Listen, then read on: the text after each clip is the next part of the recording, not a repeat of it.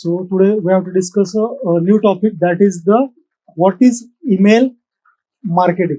सगळ्यात इम्पॉर्टंट, मी जसं प्रत्येक गोष्टीचं बेसिक्स तुम्हाला काय करत असतो सांगत असतो, तसं ईमेल मार्केटिंगचं बेसिक पण तुम्हाला काय करतो सांगतो. आता ईमेल मार्केटिंग म्हणजे काय, इन शॉर्ट माझ्याकडे हजारो लाखो ईमेल्सचा डेटा आहे. मी त्यांना एका वेळेमध्ये सगळे मेल सेंड करू शकत नाही, तर एखादं सॉफ्टवेअर वापरून मी त्यांना काय करतोय, ॲट अ टाइम सगळे मेल काय करतोय सेंड करतोय. त्यालाच म्हणतात email marketing. Suppose in short आता तुम्हाला सांगतो याचं एक्झाम्पल म्हणून एक, सपोज तुमचं अमेझॉनवर अकाउंट असतं, अमेझॉनवर अकाउंट आहे तुमच्याकडे, बरोबर आहे. अमेझॉनचं अकाउंट तुम्ही काय करता, मेल आय डी आणि पासवर्ड टाकून काय करता, लॉग इन करता. बाय डिफॉल्ट तुमचा मेल आय डी कुणाकडे, अमेझॉनकडे. असे लाखो लोकांचे जे ईमेल आय डी कुणाकडे आहेत, अमेझॉनकडे, बरोबर आहे. आता सपोज अमेझॉनचा एखादा नवीन प्रॉडक्ट काय झाला, लॉन्च झाला. सपोज एखादी वॉच काय झाली, त्यांची लॉन्च झाली, काय झाली, एक वॉच, डिजिटल वॉच जी आहे ती काय झाली, लॉन्च झाली, बरोबर आहे.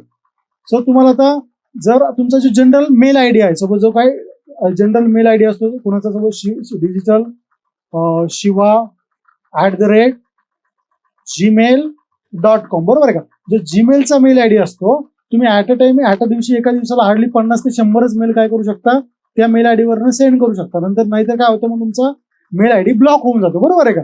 पण आता जर मला जवळपास हे 1 लाख मेल काय करायचे, मला सेंड करायचे, तर मी जनरल मेल आय डी वरनं हे मेल सेंड करू शकतो का, तर नाहीच करू शकत. आणि मला माझी वॉच नवीन आलेली तर मला दाखवायची तर आहे एका 1 लाख लोकांना, पण मी सेंड करू शकत नाही.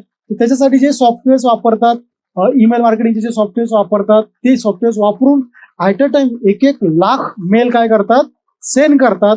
त्यालाच म्हणतात ईमेल मार्केटिंग.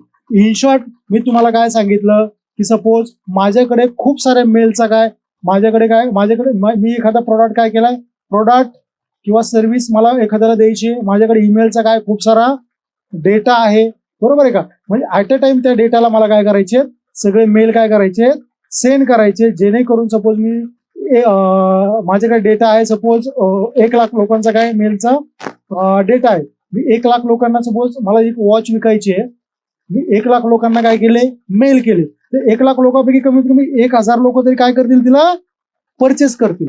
आलं लक्षात तुमच्या. सो यालाच म्हणतात ईमेल मार्केटिंग.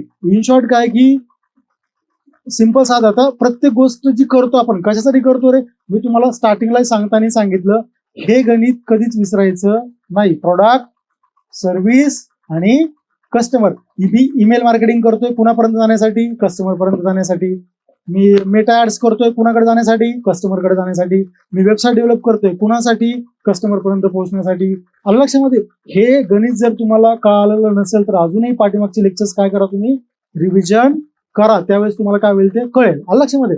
आता तुम्हाला बेसिक सांगितलं मी की मला प्रॉडक्ट किंवा सर्व्हिस विकायच्या किंवा हे करायचंय, माझ्याकडे डेटा आहे आणि त्याला मेल मला सेंड करायचे.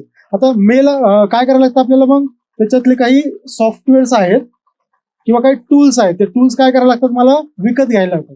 तर आपण जे टूल यूज करणार आहे ते आहे मेलचिम्प नावाचं एक टूल आहे. कोणतं टूल आहे, मेलचिम्प. जर तुम्ही मेलचिम्प नावाचं बघा, हे माकडासारखा काय त्याचा एक लोगो आहे, दिसतो तुम्हाला येलो कलरचा.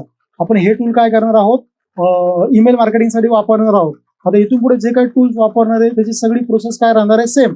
त्या वेबसाईटवर जाणे, तिकडे आपला जो मेल आयडी आपण क्रिएट केलेला आहे पहिल्या लेक्चरमध्ये, त्या मेल आयडीने लॉग इन करणे, आयडी पासवर्ड सेट करणे आणि ते टूल काय करणे, ऑपरेटिंगला चालू करणे, बरोबर आहे. तर मेन काय आपल्याला की डेटा आहे, ॲट अ टाइम मला एवढे मेल सेंड करायचे. आता मेलचिम्प नावाचं एक टूल आहे. त्याच्यानंतर ऍक्टिव्ह कॅम्पेन नावाचं एक टूल आहे. कोणतं, ऍक्टिव्ह कॅम्पेन.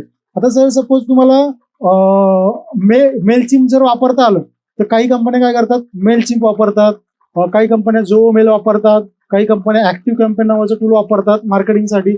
पण सगळ्यांचं बेसिक काय सेम आहे. आलं लक्षामध्ये.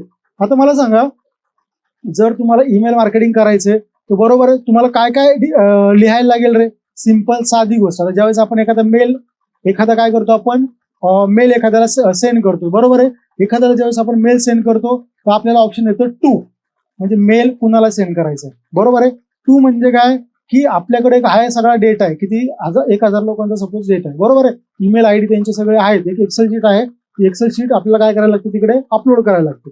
त्याच्यानंतर येतं फ्रॉम, कुणाकडून मेल सेंड करायचा, बरोबर आहे. जसं जर माझं एक अकाउंट आहे डिजिटल शिवा @gmail.com, या अकाउंटवरनं काय करायचे मला सगळे मेल सेंड करायचे. त्याच्यानंतर एक ऑप्शन येतं सब्जेक्ट, बरोबर आहे का नाही.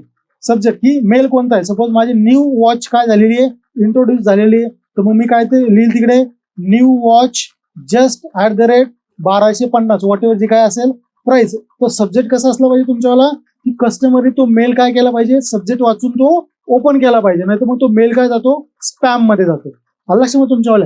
आणि त्याच्यानंतर असतं तुमच्यावालं की जो मेन काय असतो, मेन तुमचा जी डिझाईन असते मेलची नाही का, डिअर सर किंवा तुमची जी काय प्राइस वगैरे सगळं काय असते ते केलेलं असते. म्हणून त्याला बटन्स असतात, बाय नाव नावाचं बटन असतं त्याला एक मेलला.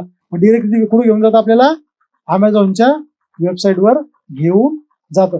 ही काय असते मेलची काय असते पद्धत असते. म्हणजे इन शॉर्ट काय करायचं तुम्हाला की जर तुम्हाला 1000 मेल सेंड करायचे तर एकाच मेल आयडीवरनं तुम्हाला 1000 जणांचा डेटा अपलोड करायला लागेल आणि एक सब्जेक्ट आणि एक मेल काय करायला लागेल, ड्राफ्ट करायला लागेल किंवा मेल डिझाईन करायला लागेल. तो कसा करायचा काय करायचा, ज्यावेळेस आपण ऍक्च्युअल मेल मार्केटिंग शिकू त्यावेळेस आपण ते मेलची हे टूल वापरून काय करणार आहे आपण शिकणार आहे.